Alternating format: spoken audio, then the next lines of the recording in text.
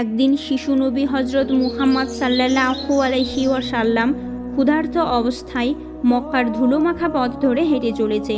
কিছুটা দূরে ছিল আবু জাহেলের খেজুর বাগান। আবু জাহেল এক ইহুদি ব্যক্তিকে নিয়ে খেজুরগুলো একটি বস্তায় ভর্তি করছিল। শিশু নবী মুহাম্মদ সাল্লাল্লাহু আলাইহি ওয়াসাল্লাম তখন ক্ষুধার্ত ছিল, তাই ক্ষুধা নিবারণের জন্য কিছু খেজুরের আশায় আবু জাহেলের সেই খেজুর বাগানের দিকে যেতে লাগলো।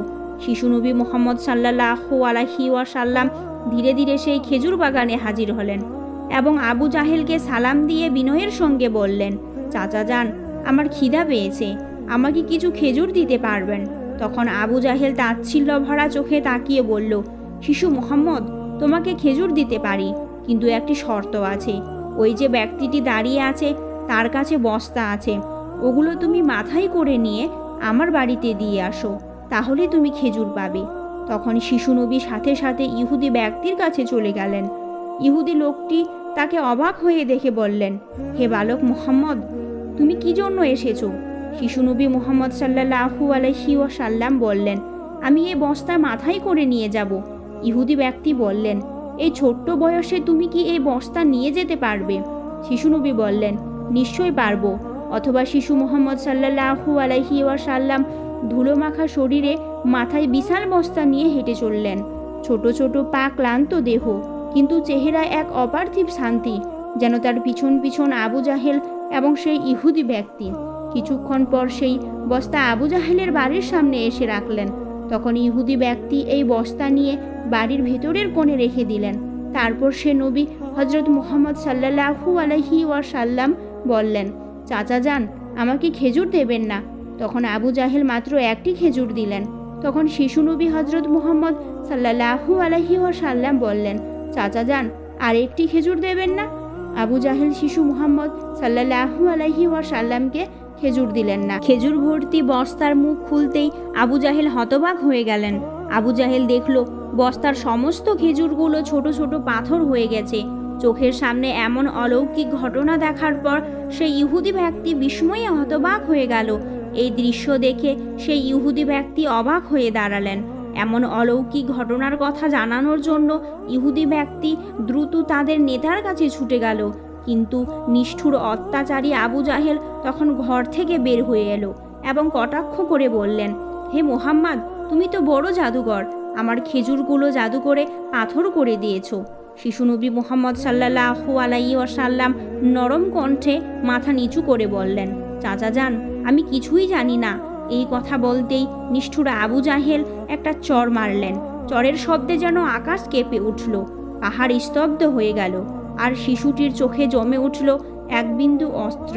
কিন্তু কি আশ্চর্য, শিশু মুহাম্মদ শুধু এটুকুই বললেন, চাচা যান, আপনার হাতে ব্যথা লাগেনি তো? আহ, কি মমতা, কি সহমর্মিতা! নিজে চোর খেলেন, অথচ চিন্তা করলেন চরমারা মানুষের ব্যথার কথা। শিশু নবী সেই ব্যথা আর অপমানের বোঝা নিয়ে বাড়ি ফিরলেন না। চুপচাপ চলে গেলেন পাহাড়ের কিনারায়, শুধু নিঃশব্দে দাঁড়িয়ে রইলেন। এই ঘটনা দেখে গাছগুলো, পাহাড়গুলো বলতে লাগলো, আহা আফসোস, যাকে না সৃষ্টি করলে এই জমিন, এই আসমান, এই পৃথিবী কিছুই সৃষ্টি হতো না।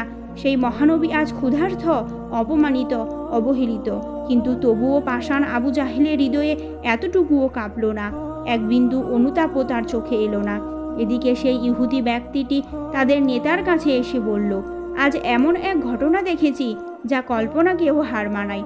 আবদুল্লাহর পুত্র শিশু মুহাম্মদের এমন ক্ষমতা আছে যা দুনিয়ার কারণেই। তাকে একটা চর মারলে খেজুর সব পাথর হয়ে যায়। আচ্ছা, আপনি কি বলতে পারবেন এটা কি জাদু না অলৌকিক ক্ষমতা? তখন তাদের নেতা বললেন, আমরাও শুনেছি, আমাদের ধর্মগ্রন্থে নাকি মুহাম্মদের নাম আছে, সেই হবে শ্রেষ্ঠ নবী এবং শেষ নবী। তবে তিনি কি এই মুহাম্মদ, এটা জানার জন্য আমাদের ধর্মগুরুর সান্নিধ্য প্রয়োজন। যদি এটা সত্য হয় তবে তাকে আমরা বাঁচতে দেব না, এই পৃথিবী থেকে সরিয়ে দেব। তোমরাও যাও, আমাদের ধর্মগুরুর কানে এটি পৌঁছে দাও। তখন সেই ইহুদি ব্যক্তি আবারও আবু জাহেলের বাড়ির দিকে রওনা হলেন। যেতে যেতে সেই খেজুর বাগানের কাছে উপস্থিত হয়ে দেখলেন সমস্ত খেজুর গাছের খেজুর সব একেবারেই পাথর হয়ে গেছে। এটা দেখে সেই ইহুদি ব্যক্তি হতভম্ব হয়ে গেলেন। তিনি আর এক মুহূর্ত দাঁড়ালেন না, খুব দ্রুত আবু জাহেলের বাড়ির দিকে রওনা হলেন। আবু জাহেলের বাড়িতে এসে বললেন, ভাই, আপনার খেজুর বাগানের সমস্ত খেজুরগুলো তো পাথরে পরিণত হয়ে গেছে। এখন এটাকে যদি ফিরিয়ে আনতে না পারেন তাহলে অনেক টাকা ক্ষতি হয়ে যাবে। এটাকে ফেরানোর একমাত্র পথ হলো শিশু মোহাম্মদের কাছে ক্ষমা চাওয়া। কিন্তু আবু জাহেল ক্ষমা চাওয়ার পাত্র ছিল না। সে ছিল নিষ্ঠুর এবং অতি চালাক। তাই চালাকি করে বলল, ঠিক আছে, চলো আমরা মুহাম্মদের বাড়িতে গিয়ে দেখি। এই বলে তারা শিশু মোহাম্মদ সাল্লাল্লাহু আলাইহি ওয়াসাল্লামের বাড়ির দিকে রওনা হলেন। শিশু মোহাম্মদ সাল্লাল্লাহু আলাইহি ওয়াসাল্লাম থাকতেন চাচা আবু তালেবের সঙ্গে। চাচা আবু তালেব তখন ঘরে একা। কিছুক্ষণের মধ্যেই আবু জাহেল এসে হাজির হয়ে বললেন, হে আবু তালেব, শিশু মোহাম্মদ কোথা থেকে এমন জাদু শিখেছে? সে তো বড় জাদুকর। সে আমার খেজুরগুলো সব পাথর করে দিয়েছে। কোথায় গিয়েছে শিশু মোহাম্মদ তুমি কি জানো?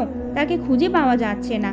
কোনো পাহাড়ের জঙ্গলের বাঘ ভাল্লুক তাকে খেয়ে নিয়েছে কিনা? এই কথা শোনা মাত্রই চাচা আবু তালেব আর দেরি করলেন না, শিশু নবীকে খুঁজতে বার হলেন।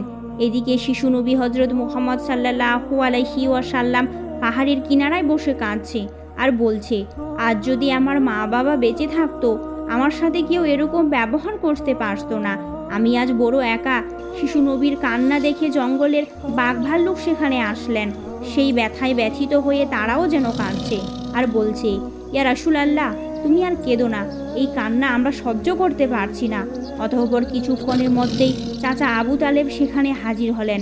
এটা দেখার পর তিনি আর কিছুই বললেন না, একেবারে অবাক হয়ে গেল। তখন চাচা আবু তালেব সান্ত্বনা দিয়ে বললেন, তোমাকে এমন কষ্ট দিল, আমি তো আছি। আমি বেঁচে থাকতে কেউ তোমাকে আঘাত করতে পারবে না। শিশু নবীকে নিয়ে চাচা আবু তালেব বাড়িতে চলে এলেন।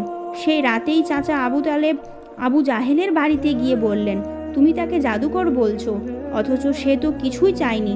সে তো তোমার খেজুর নেয়নি, তোমার বিরুদ্ধে কিছু বলেনি। এই শিশুর চোখে যে অশ্রু ঝরেছে, সে অশ্রু একদিন পাহাড় গলিয়ে দেবে। এই কথা বলে তিনি সেখান থেকে চলে আসলেন।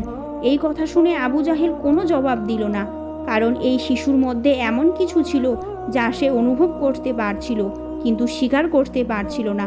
আসলে আবু জাহেল ছিল মিথ্যাবাদী। আজ এখানেই শেষ করছি, কিন্তু গল্পের মূল অংশ এখনও বাকি। পার্ট 2 দেখা হবে ইনশাআল্লাহ।